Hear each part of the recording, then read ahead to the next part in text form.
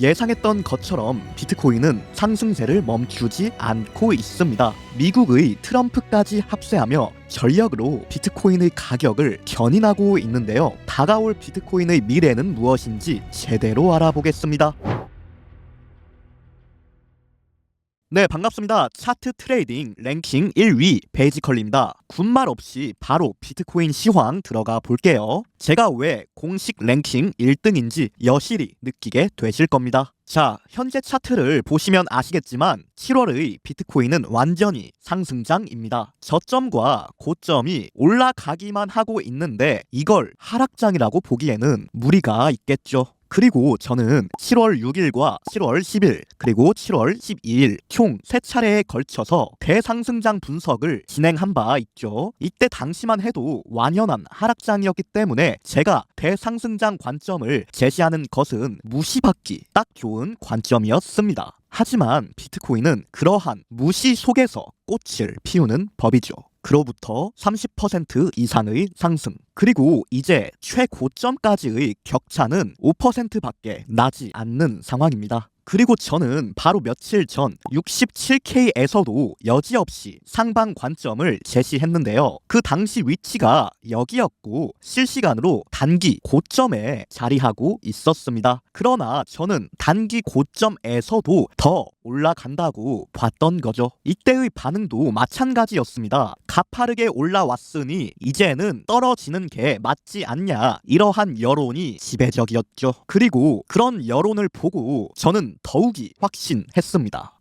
아직도 올라갈 구석이 많이 남았구나 라고. 따라서 우리가 차트를 볼 때 항상 고려해야 하는 부분, 대중 여론에 휩쓸리지 않으며 독립적 사고를 하고 차트는 항상 상식을 벗어난다는 걸 기억해야 한다는 점입니다. 그럼 이제부터 저는 현재 차트를 어떻게 보는지 7월 29일 비트코인 차트 분석 지금 바로 출발합니다.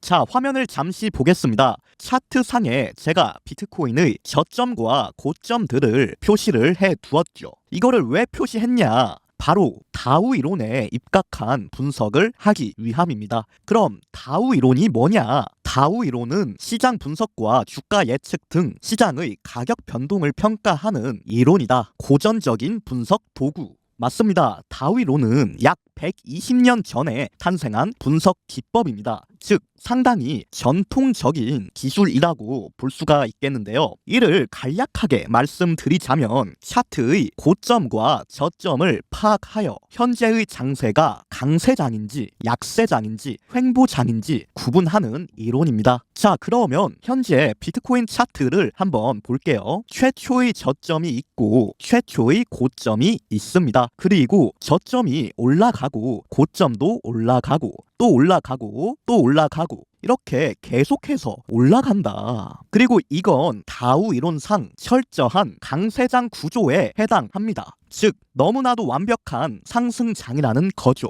고점과 저점이 높아지기만 하고 있는데 이 와중에 하락장 분석을 하기도 힘듭니다. 아마 여러분들도 이런 이야기를 들어보신 적이 있으실 겁니다. 추세 매매를 하는 게 유리하다라는 말인데요. 추세 매매의 대가 리처드 데니스가 했던 말입니다. 얼마나 잘 먹었으면 이렇게 살이 포동포동해진 것 좀 보세요. 그만큼 추세 매매가 좋다는 뜻이겠죠. 그래서 우리가 트레이딩을 할 때는 추세의 방향을 따라가는 게 중요하다는 겁니다. 그리고 이 생김새를 보니까 상승장입니까? 하락장입니까? 딱 봐도 상승장이라는 거죠. 어렵게 생각할 것 없이. 아니 뭐 어렵게 마운트 곡스가 어쩌고 하락 다이버전스 어쩌고 1, 2, 3, 4, 3, 3, 5 패턴 어쩌고 그렇게 하루 종일 분석을 해도 저처럼 기본기에 입각한 거북이 한 마리 이기기가 힘들다는 겁니다. 간결하게 분석을 할 수 있다면 간결하게 분석을 해야죠. 굳이 어렵게 볼 필요가 없어요. 그저 자기 만족에 불과합니다. 어렵게 분석하는 나 왠지 멋있겠지? 라는 거 망상이죠. 제 분석이 멋있습니까? 안 멋있습니다. 근데 차트 하나로 랭킹 1등을 찍어 본 놈입니다. 오케이? 구독, 좋아요 부탁드리고요. 자, 그러면 이어서 이 구간을 15분 봉으로 한번 확대해서 보도록 할게요. 자, 이 화면을 보시면 아시겠지만 직전 저점의 위치가 바로 66.6K입니다. 이러한 66.6K를 이탈하지 않는 이상 비트코인의 추세는 강세 추세 중에서도 완벽한 강세 추세다. 그게 무려 120년 전에 고안된 다우 이론의 해석입니다. 즉 이 숫자 66.6K를 기억해 주시고요. 그리고 보시면 이 구간의 움직임이 다소 혁명적인데요. 쭉 뺐다가 쭉 올렸다가 아주 제멋대로입니다. 아무리 비트코인이 멋대로 군다고는 해도 이건 좀 너무하죠. 그럼 여기는 왜 이렇게 생겨 먹었냐? 여기는 실은 무척이나 중요한 구간입니다. 왜죠? 바로 그 유명한 트럼프 빔이 발생한 구간이기 때문이죠. 자, 몇 가지 기사를 보겠습니다. 트럼프 대통령 된다면 정부가 비트코인 팔지 못하게 할 것. 트럼프 대통령 당선 시 국가 전략 자산으로 비트코인 비축. 국내 투자자 47% 트럼프 호재가 마운트 곡스 악재보다 강하다. 트럼프 대통령 당선 시 갠슬러 해임할 것. 참고로 갠슬러는 이렇게 생긴 문어 아저씨입니다. 항상 리플이랑 비트코인에 안 좋은 이야기만 하는 아저씨죠. 자, 마지막 기사입니다. 트럼프 미국이 비트코인과 암호화폐의 수도가 되게 할 것. 자, 보시면 아시겠지만 이 트럼프라는 작자는 미국을 비트코인의 성지로 만들겠다고 포부를 밝혔습니다. 그리고 트럼프가 어느 정도의 입지를 가지고 있는지는 제가 굳이 이야기하지 않아도 되겠죠. 애초에 올해 초 비트코인 현물 ETF가 된 것부터 기관들의 대대적인 자금 유입을 허가한 것이나 마찬가지인데요. 거기서도 멈추지 않고 더욱 공격적인 발표를 해버리는 트럼프. 이 남자를 막기란 힘들 것 같습니다. 설령 트럼프가 당선이 안 되고 그의 경쟁자 카멀라 해리스가 당선이 되어도 괜찮습니다. 왜냐? 이 여자도 어지간히 친암호화폐 파이기 때문이죠. 이것과 관련된 내용은 나중에 기회가 되면 다루도록 할게요. 그러니까 트럼프만 친암호화폐인 게 아닙니다. 둘 중 누가 대통령이 되든 미국은 대비트코인 시대를 열게 될 것입니다.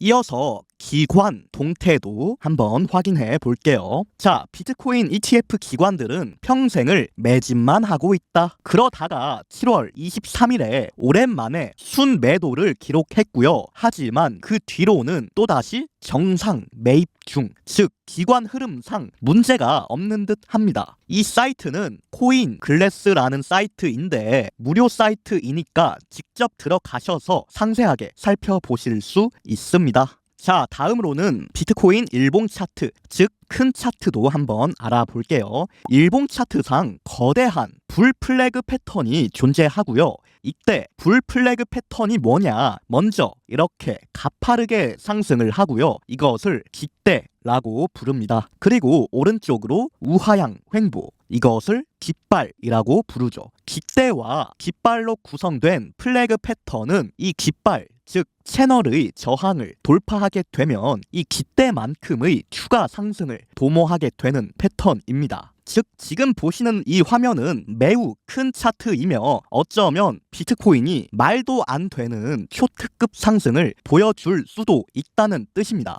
불가능이 아니다. 그러한 준비 단계가 막바지일 수 있다. 오케이? 한마디로 저는 지금까지도 상방을 봤지만 이번에도 상방을 본다는 말씀입니다. 만약 제 영상이 볼만하시다면 구독, 좋아요 잊지 마시고요. 딱 2초 쉬었다 가겠습니다. 자, 그러면 관점 폐기 구간도 말씀을 드려야겠죠. 상방이라는 건 알겠는데 혹시나 상황이 여의치 않는다면 어디를 대피처로 봐야 하는지. 자, 멀리 갈 것도 없습니다. 이 화면은 아까 봤던 화면 그대로이고요. 아까 제가 말씀드렸죠. 어디를 중요하게 봐야 한다? 이 긴 꼬리 저점 66.6K를 중요하게 봐야 한다. 여기가 직전 저점이기도 하면서 트럼프 빔이 발생한 구간이기도 하죠. 그냥 차트로 보든 이슈로 보든 중요하고요. 이런 구간을 이탈하게 된다면 그때는 다소 주의를 해야겠죠. 조정의 서막이 될 수도 있으니. 그쵸? 자, 그러면 영상 요약해 볼게요. 첫째, 비트코인은 철저한 상승장 진행 중이다. 둘째, 미국이 발벗고 나서서 비트코인을 옹호하고 있다. 셋째, 그럼에도 66.6K 깨지면 일단은 대피하는 게 현명해 보인다. 자, 일기예보라고 보셔도 됩니다. 66.6K가 깨진다고 해서 무조건 소나기가 내리는 건 아니겠지만 그럼에도 우산은 준비해야 한다는 것. 소나기 예보가 뜨면 소나기가 혹시 안 내린다고 해도 우산은 챙기잖아요. 그거랑 똑같습니다. 자, 그러면 영상은 여기서 마치겠습니다. 쿨한 남자 베이지컬리였습니다. 감사합니다.